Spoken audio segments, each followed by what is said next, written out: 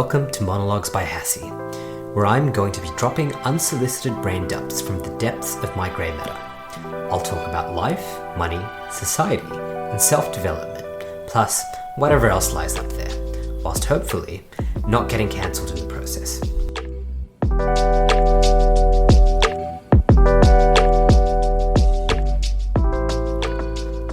One of the most underrated skill sets that people don't realize they already possess in some capacity is the ability to sell. And the best two examples I can put out there is for people who don't explicitly have sales or marketing in their job titles, is that any of you, no matter what your profession or your job or career is, if you've ever been to a job interview, then you have undoubtedly had to sell yourself as to why you are the best candidate. If you've ever been on a date with somebody, if you're currently in a relationship, then you've also had to sell yourself to a prospective partner, and if you've been successful, you've been able to have a relationship with that person. And there are so many other situations where we need to sell ourselves, be it from friends to business partners, and the list really goes on. Even if you're working in a company where your job isn't to sell, you might need to sell ideas internally. You might need to convince people to take an plan of action that you have come up with. So the ability to sell is something very important. And like I said, many of us already do this on a day-to-day basis. We just haven't applied the formal label of sales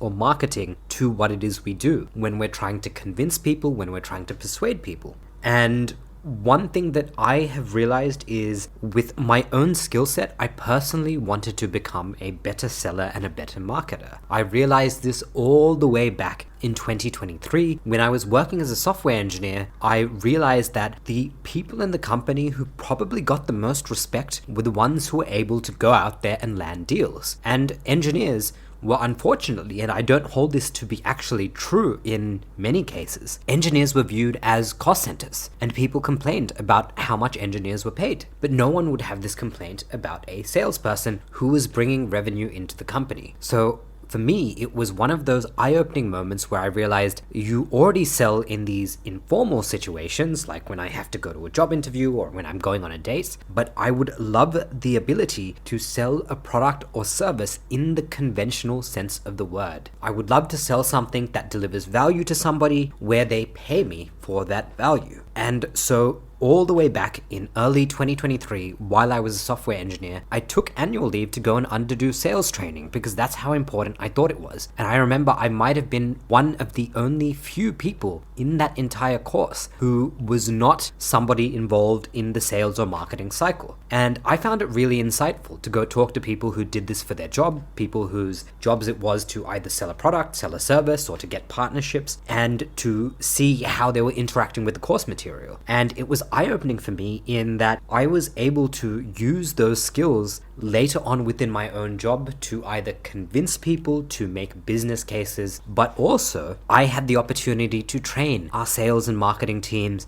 in the product that we were actually building. And because I had done that sales training, I was able to empathize with the objectives of the people that I was trying to teach. So I was trying to teach them how to use our software product. But as part of that, I was able to frame that entire training in something that was important to them. I was able to think about what their incentives were, which is to educate the customer, it is to identify the customer's pain points, and to ultimately sell the customer a solution that is fit for their purposes, and as a result, earn a commission for themselves. So by being able to frame the product training in that light, I was able to deliver that much more effectively than had I just tried to train them in here's the product and here's how you use it, please go away after this. So I've realized that this is a super important skill set, not just professionally, but also personally, and it's something that I've wanted to do. So when I got the opportunity to take responsibility for an entire product end to end earlier this year, I made sure that you are going to go out there and you are going to try and sell it, you're going to try and market it, and it's okay if you fail. And you know what? I was absolutely abysmal the first time I went and did this. So when I picked up a Android application, and I said I wanted to build an Android application because that's something I wanted to learn, and for me meditation was important, so I said go build a meditation application and see how hard it is to sell and market it. And you know what? I was absolutely abysmal. I was doing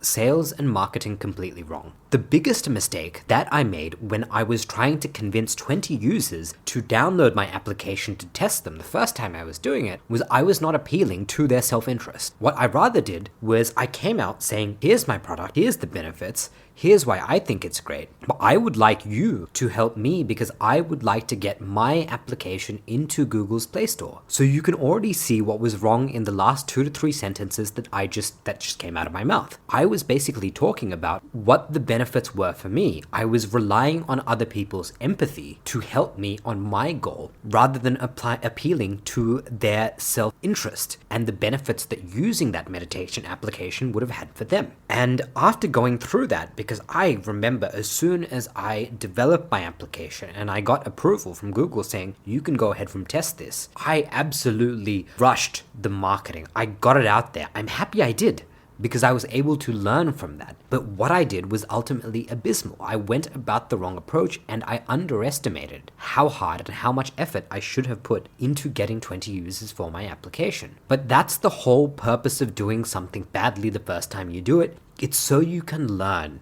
And by learning, I can do the next thing, the next project I pick up, the next product I need to sell or market, I can do a better job. And I did have the opportunity to do that recently. So I was testing an idea out. In the startup world, this is called a minimum viable offer. It's where you take an offer to the market without having the product for it. So I went out to the market with a product for a software solution for Korean color analyses. And what this is it's a software product which takes an image, it analyzes what the best colors to wear are based on your skin tone and your eye color. So you've probably heard of this concept if you're a young person, you hail from a predominantly Asian background, and you're under 25 years old. It's highly likely that you've seen this content on YouTube or on TikTok because it is a very kind of trendy thing at the moment, and it's been made popular by influencers flying to Korea to go get their color analyses done. And it's quite an expensive service. So I wanted to test the offer of,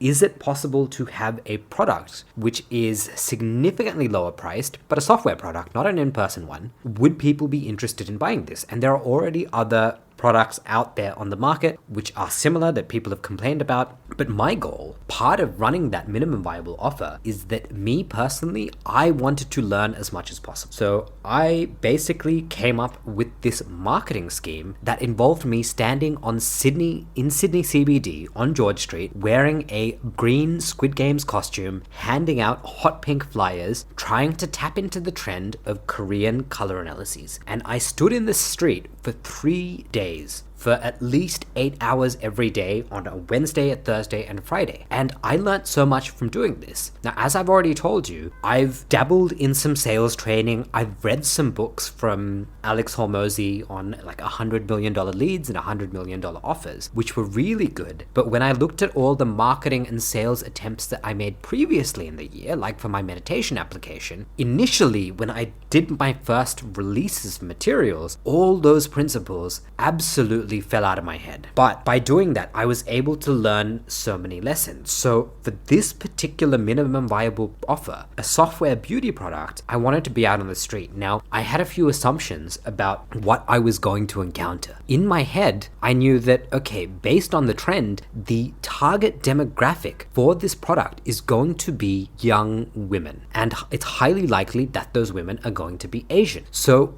when I had to get out on the street and hand out flyers, and mind you, these flyers weren't particularly good. They were flyers that I'd cooked up on a Sunday night in a very rushed circumstance. I had the partner I was working with review them. I got them to the printers on Monday because I knew I needed to get to the street on Wednesday because I had a very limited period of time until I got to Vietnam, which is where I'm recording this episode from. And so when I was in the process of creating that marketing material, probably the only good thing about that offer, the actual flyer that was going out to the public, was the fact that we were tapping into the trend. In very big writing on the top of the brochure, there was a woman with pink hair. You could see the price. It was $19.50, and there in big text it said Korean color analysis. And on the first day, I remember being incredibly nervous standing out on the street. Why? Because I've never ever had a promotions job in my entire life. Every job I've had has been very back office. It's been industrial, it's been research based or academic, or it's been corporate. So I've never had the job where I've actually been the person to go out to the public and try to sell them a product or try to get an offer into their hands. And so by standing in the street for 3 days, I learned so much. I learned so much that, my God, I wish I had a job like this when I was 20, because if my goal is to get better at selling and marketing, then in 24 hours, I learned so much. I can only imagine what I would have had to learn had I been doing that as a part-time job when I was studying. It was absolutely incredible. The first thing when you're standing out on the street, and I think this is true for anyone who's doing any sort of sales or marketing, is that majority of people are going to walk past you. They're going to reject you, and that is completely okay. There are 6 archetypes of people that I noticed when I was standing out on the street holding flyers. The first is avoiders. This is majority of the people that you pass, and as I said, it's completely okay. You don't exist. And you know what? When I was working in the city and when I was coming to work, I would politely say no to most people, and you know what? That's just how it is. I just wasn't interested in an offer that was out there. The second type of people you kind of meet on the street is the people who swerve around you. They actually notice you exist because you stand out. In my case, I'm in Sydney CBD. I'm a brown man wearing a green Squid Games costume. So I actually look like one of the characters that's on the show. And so some people notice you. They see you're holding pamphlets. They have a conflict avoidant mindset. They want to get out of your path as quickly as possible. So they do this weird kind of interplanetary maneuver around you and they get out of your orbit. So you notice this as well. They're very different to the people who avoid you because these people are very comfortable with not looking at you at all and continuing on their day to day, which, as I said, completely okay. But the people who swerve around you actually did notice you exist, but are so uninterested in the offer that they'll go around you. And then there's the third group of people, which is people who are very nonchalant. They notice you, they see the offer, but they're not interested. They say no thanks, and they nod politely, and they go on their way. So out of the 3 groups I listed, the first group might have actually just not noticed you, but they also might have noticed you and walked by. The second 2 groups did notice you. If they were conflict avoidant, then they swerved around you. If they were happy to say no, then they told you no.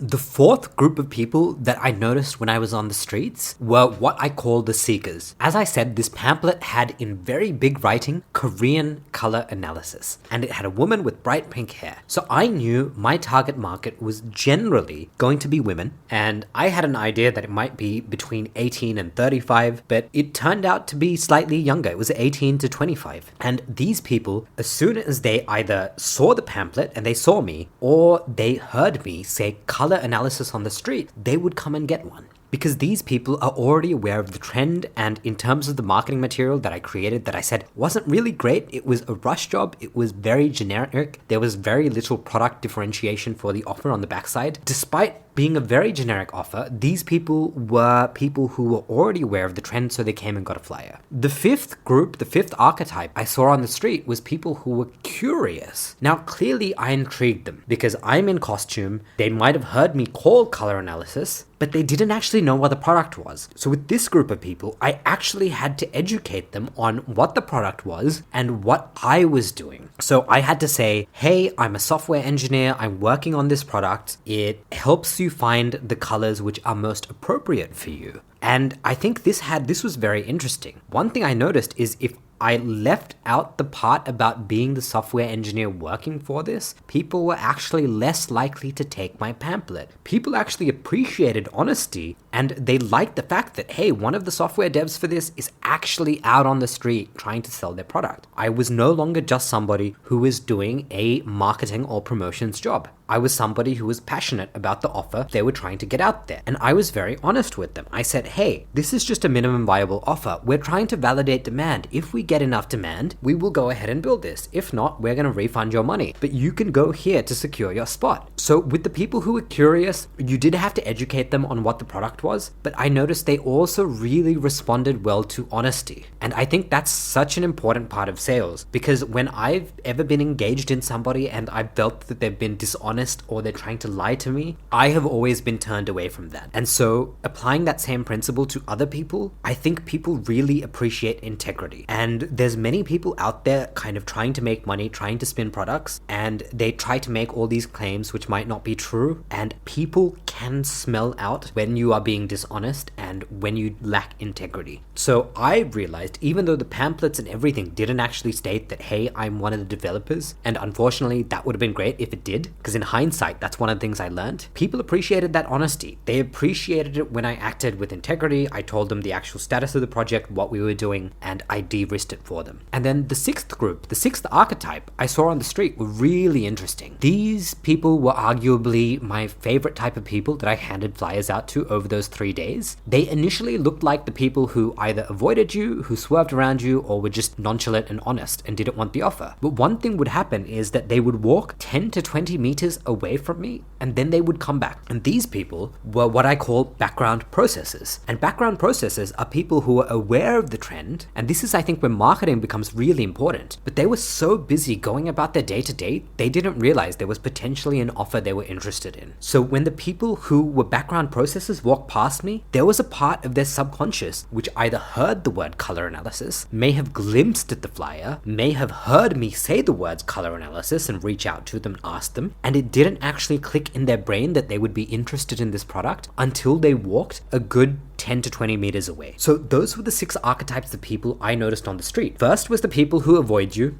You don't exist. Either they heard you, they don't care, or they simply didn't notice you. So your marketing material didn't quite attract their attention. They're the avoiders. Then you have the swervers. These people realize you exist, but they're very conflict avoidant. So they're going to go out of their way to avoid you, which includes doing these really, really interesting maneuvers to stay out of your orbit. The third people are what I call the nonchalants. They see your offer, they're not interested. They're going to let you know very immediately they're not interested, no thank you, or very politely nod. The fourth group of people are the seekers. They see you, they hear you, and they make a beeline straight to you. Why? Because they're already aware of the product or offer you are trying to get out to them. The fifth group of people are people that your marketing material has captured, but they actually know nothing about your product. And it is your job to educate them so you can get your offer into their hands. So these people are what I call the curious, and then my sixth and my favorite group are the background processors. These are people who you think either avoided you, swerved around you, or were nonchalant about not taking your offer, very polite, but they actually were interested. And your marketing material was actually the thing that hooked them in. It just took them a little bit longer to get to you. So these are the 6 archetypes of people I encountered on the street. And it was really, really interesting. The other observations that I made were, if a group of people came to me and one person fell into one of the categories and they said no, for example, if I got a flyer to one of their friends, they might have actually come back and taken one too, because there is a peer pressure, a fear of missing out effect that happens. And I also noticed, in terms of the rate of flyers I was giving out, if one person saw me take a flyer, or one person took a flyer from me and another person saw, and they're not in the same group, and they saw me hand out a flyer, there was a higher probability that I was able to get the offer out more, because it creates an effect that people know that, oh, this is something that I might want to be interested in. So there were all these really cool observations that I made. Now, in terms of the actual product, I learned so much about my target market, about the customer, about the demographic, and it was a really, really useful experience for me. So as I said, my initial assumption going into this is it was predominantly going to be women who were interested in this product. Why? It's a beauty product. Majority of the people, the influencers on TikTok, on YouTube, who are creating content about Korean color analyses are people who are generally women. There's a few men, but it's not as common. And majority of the audience is also women who are interested. Why? Because it's a product that helps them look beautiful, it increases their confidence, it makes them be able to enhance their natural beauty. And so I was expecting to have predominantly women be interested in the product, and for the very first day, I was super nervous standing out on the street. As I said, this isn't a job that I've ever done, and I was very sleep deprived because I slept poorly, and in the morning, I was very lucky to speak to a promotions guy who was also very taken aback by the fact that I was one of the developers was behind the product. And he thought it was really cool that I was actually out there hustling on the street, which again, as I said, was a huge lesson for me. People love the honesty. And I think it's such an underrated thing, and it's something that I am going to be using when I'm selling and marketing in the future, is to be super honest about what it is I'm doing. Because I think people respect that vulnerability rather than trying to say that, oh, I have this perfect product, this is 100% corporate, there's like a team of 100 behind it. Rather than trying to give this impression that you're something that you're not, say what you are and be clear that you're actually trying to create value for your customer, and be honest about what it is you're doing, because that actually helped me get more product, more flyers, more offers into the hands of people. And so I got advice from all the people who were promoting on the street, and I got to work. And initially, yeah, it was true. I did notice that majority of the people who would take flyers were younger women, slightly younger than I expected. So rather than having like an 18 to 35 range, I actually noticed there was a kind of late high school. It might have even been like 16 to 25. It was definitely a younger woman demographic. So I learned a lot about the product and the market, but the interesting thing wasn't the confirmation of what I assumed my target demographic to be. On the second day, I had two very interesting experiences with men. The first was I probably had an older man, about 55 or 60, approach me. He was an Italian gentleman, and he said, so what are you out here selling? Like, what's this product? He was interested in why I was dressed the way I was. He was interested in why I was holding these flyers. And so he was what he fell into the curious category. So I explained to him what the product was. I said, a color analysis is a unisex technique, and we're creating a software to help make that process easier. Why pay this price, $200, when you could pay $20 and do it from the comfort of your own home? And I explained that it was typically women who did this, but men could also be interested. And when I explained the product very quickly, he said, yeah, my daughter watches this on TikTok or YouTube. And so he took a flyer off me, and that set an alarm bell in my head. So that was number one. And the second thing that happened also on the second day that I was out handing flyers on the street was I had a man in the late afternoon who just finished work, again saw me, came up to me, asked me what the product was, and he said, maybe my girlfriend will be interested in this. And what I realized on the second day was that there was a market to sell a women's beauty product through the men who care about those women. And those men might be their fathers, they might be their boyfriends, they might be their husbands. So as I'm on the street handing out flyers, I'm learning in real time, and I'm seeing trends. I'm seeing my target demographic in real time, and I'm seeing my assumptions being challenged and being changed. The other trend I noticed was men who were either gay men or trans men and women were also very interested in the offer. And so this is a demographic that I hadn't been thinking about, but they were also highly likely to take a flyer. So there were all these now little sub-demographics that I hadn't been thinking about who were target markets that I had completely ignored. But the most interesting one to me was being able to sell a product for women through straight men. I realized that is a huge untapped market, and by the time I got to my third day handing out flyers, I was more confident now. I was confident with what to say, how to grab people's attention. One thing I noticed on the street is if you could make eye contact with somebody and you got your offer out to them and you slightly personalized it, you were more likely to pull them into your orbit and be able to give them a flyer and teach them about your offer. And so that was a really great experience. So by the third day, I had a couple of lines. I was able to get the product out to my target market, or my initial target market, which was young women, much more easily. But I was also able to increase the volume of flyers I was handing out to men. I was able to say lines like, it's the perfect gift for your missus. It's a tough economy, make her happy for $20. And this is a really interesting way to sell beauty products, because I realized that I could sell this beauty product, this beauty software, using men as a conduit, again, because they care about the women in their lives. And if you think about men buying products for women, there's inherently a risk for straight men who buy products for the women they care about. It doesn't matter whether it's your daughter, your granddaughter, your girlfriend, your wife, is that you might buy her something which she doesn't like. She might not like the color, she might not like the style, she might not like the brand, right? Women can be very picky with the products they use, be it a lipstick, be it something they wear, be it the color, be it the style, the texture. There's so many variables. But because the product I was offering is a discovery tool, it helps women identify the patterns, identify the colors which make them individually look the best. there is a very low risk that that woman is not going to like the product. So I now have a conduit to get that offer across to men so they can gift it to the women in their lives. So now I can sell this beauty product, which has a target primary market being young women, typically from Asian cultures, but not always the case. I can send this offer out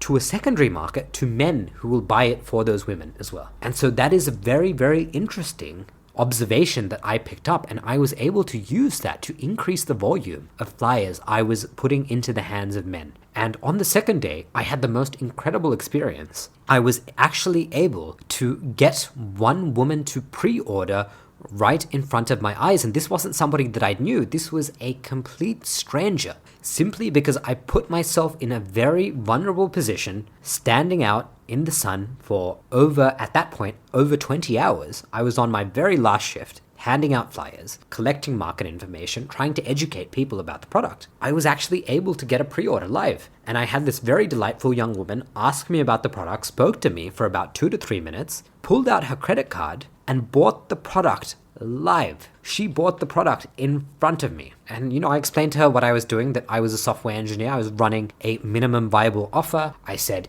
I de-risked it for her. I said, if this doesn't go ahead, we refund your dollar. I said, if you're unhappy with the finished product, we will also refund the amount. So there were a couple of guarantees with this product. And I made the sale in person. And that has given me such confidence, because when I look at all my experience trying to sell and market things, at the start of the year, it was a complete disaster. Now, I was able to go back and revisit the marketing materials and revisit some of the sales materials that I'd actually, studied, be it from Alex Hormozy or the notes from my courses, and I was able to tailor things, improve things. But being able to physically stand in the street and get somebody to purchase your product was an absolutely incredible feeling. And I feel like in the 3 weeks that I worked on that minimum viable offer, I learned so much about sales and marketing and product and what customers want that it is going to be invaluable. And I'm so excited to take this skill set forward. Now, in terms of that product, I'm no longer actually associated with the product that I was marketing, because I realized the structure that I was working in wasn't ideal in terms of the way that I would want to deliver that product to my customers. And that's fine. But the lessons I pulled out of that were absolutely incredible. And I'm really glad that I physically got out on the street. Because one thing I noticed is there are a lot of keyboard warriors, and myself being a former one, who can do these theoretical sales trainings and read things. And it's not until you actually physically get out there and you try to sell something to people, to real life people, that you realize what works and what doesn't work. And so by putting myself in an environment where I was incredibly uncomfortable and I physically had to get out there and had to market in person and sell in person. And yes, we do live in a digital world. And so digital marketing is a skill set that I also have to learn in the future. But even though we live in the digital world, doing something in person will give you absolutely incredible confidence. And the lessons that I pulled out of that are absolutely incredible. I wish I had a promotions job when I was younger, when I was 20, because it would have given me a shit ton of confidence, because you need to stand out there on the street and get rejected over and over and over again. And it doesn't matter what you are selling, be it whether you're selling yourself in a job interview, be it you're dating, whether you're trying to get a product out, you are going to get rejected thousands and thousands of times.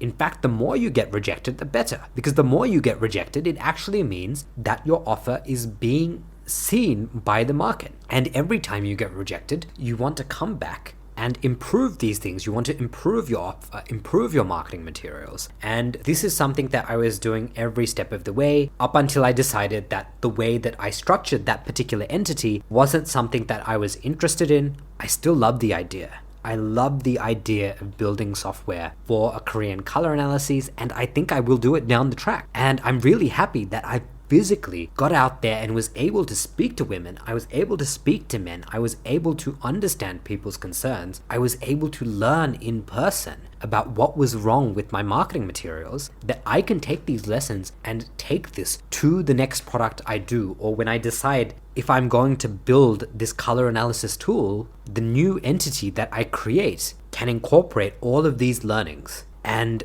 this is why I think getting out there and trying to sell something and trying to market something is something you should absolutely be doing. Maybe you're doing it for a volunteer organization you're part of, maybe you're doing it for a religious group, political party, and even though I might disagree with some of those things, kudos to the people who actually believe in something enough to get out there and do it. Because when I was out on the street, the people who I asked for advice were generally other promotions people who were out there giving offers, so these were veterans. But I also spoke to the Jehovah's Witnesses, the Christian missionaries, because these are people who are also trying to get their offer out daily. They are trying to get you to come to a church service. So I asked these people, hey, what's your best tips? And so I know that I am far from perfect. I know that my skills in selling and marketing are still probably absolutely abysmal. But one thing I know is that compared to who I used to be when it came to selling and marketing something, I am absolutely so many times better than I used to be, because I basically gave myself live exposure therapy by standing out on the streets in Sydney CBD, handing out flyers, dressed in a very, very silly Squid Games costume. And so that was an absolutely incredible experience. I'm really happy I did it. I learned so much from it, and I'm really looking forward to incorporating all of those learnings into everything I do in the future.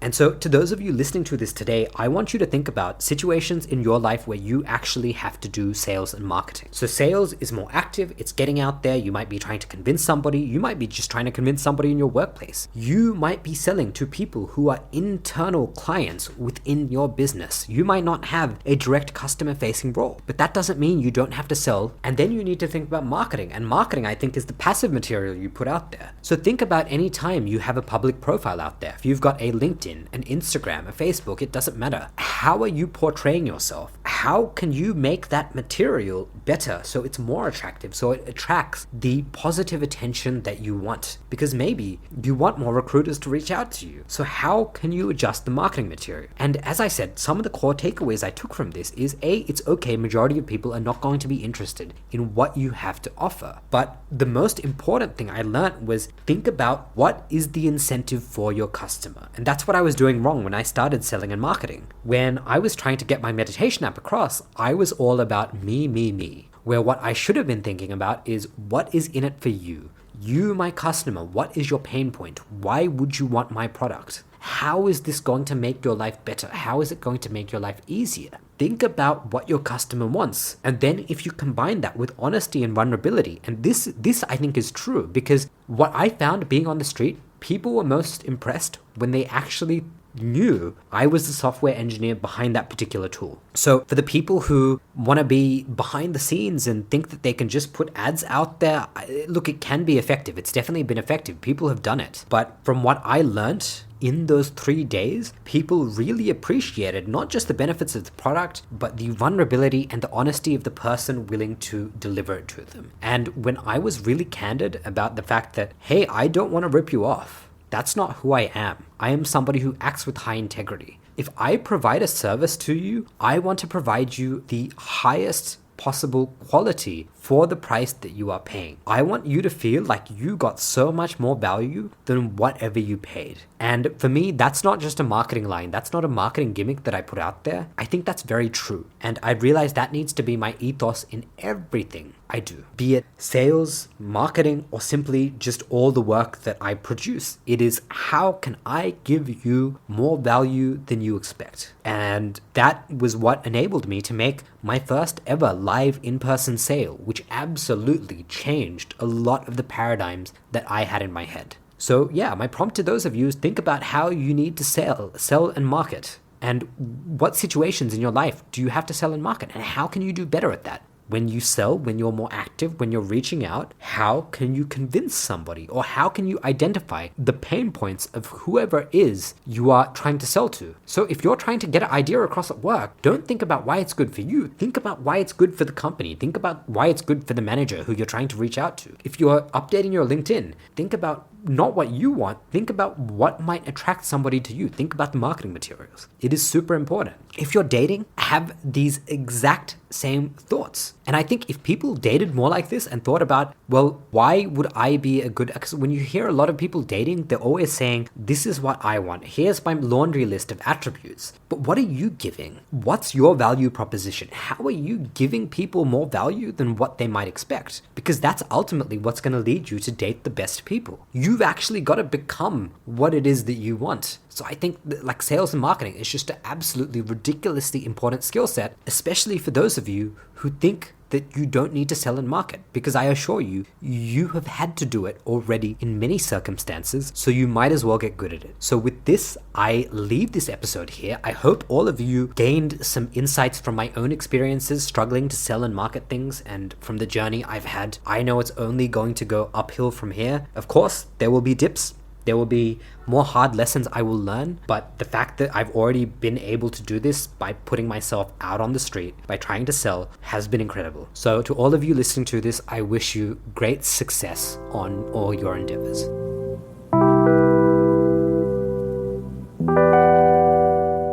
You've just made it through another episode of Monologues by Hassie. It brings me great pleasure to know that you made it to the end. To listen to more episodes, subscribe on your favorite podcast app or visit monologuesbyhassie.com. Thanks for swinging by.